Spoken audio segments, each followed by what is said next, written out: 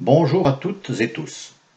Aujourd'hui, je vais vous parler des prochaines élections à la présidentielle de 2022, en commençant par vous donner des chiffres importants et réels, utiles à connaître, qui vont vous faire réfléchir.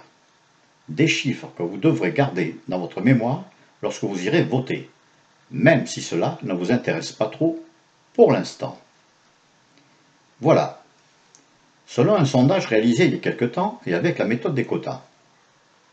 D'une part, 78% des personnes interrogées sont prêtes à voter à une élection présidentielle pour un candidat qui n'est pas issu ni soutenu par un parti politique.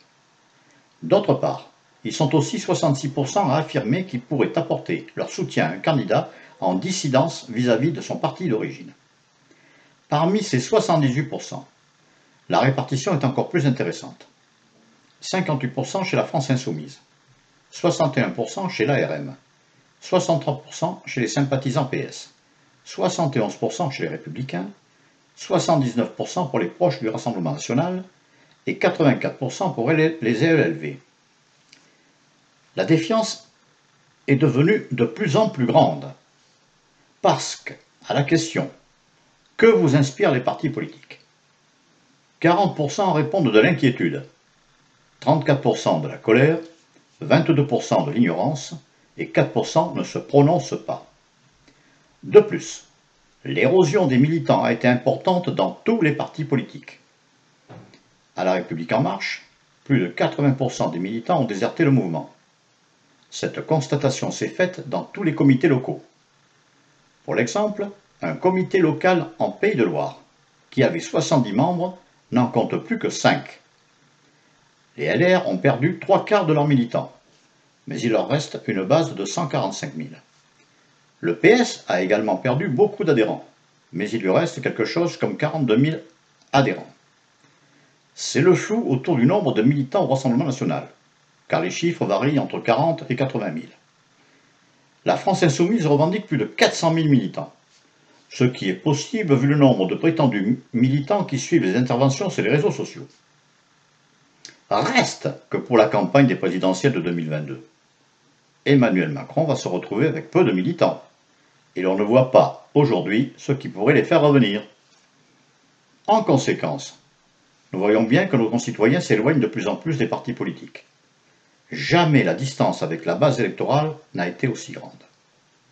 Par comparaison, il y a davantage de licenciés à la Fédération française de tennis, 1 052 117 licences enregistrées en 2019, que d'adhérents au sein des grands partis politiques réunis, de l'ordre de 850 000 adhérents entre les Républicains, le PS, le RN, LREM, l'UDI, les EELV.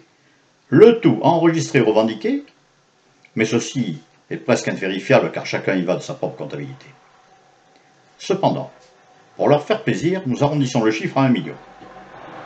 Il est donc logique que nous soyons parfaitement en droit de réclamer autre chose, puisque les partis politiques ne représenteraient que 2,1% sur les 47,7 millions de personnes inscrites sur les listes électorales, hors Nouvelle-Calédonie.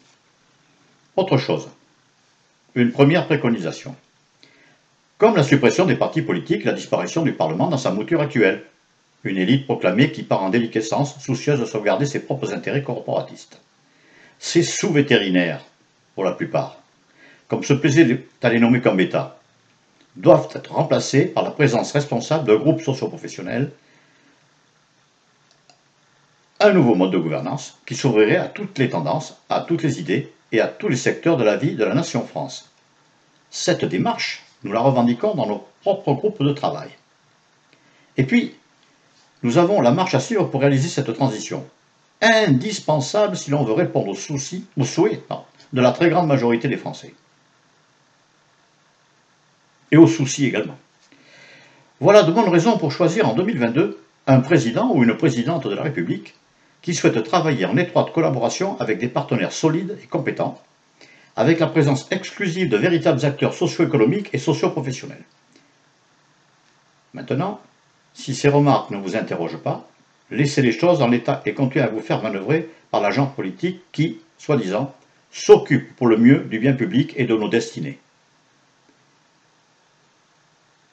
Je vous parlerai, dans quelques semaines, des raisons pour lesquelles il faut faire disparaître les partis politiques. À bientôt pour d'autres remarques. Portez-vous bien, prenez soin de vous et des autres. Pour la SPF, son secrétaire général, Patrick Rebière.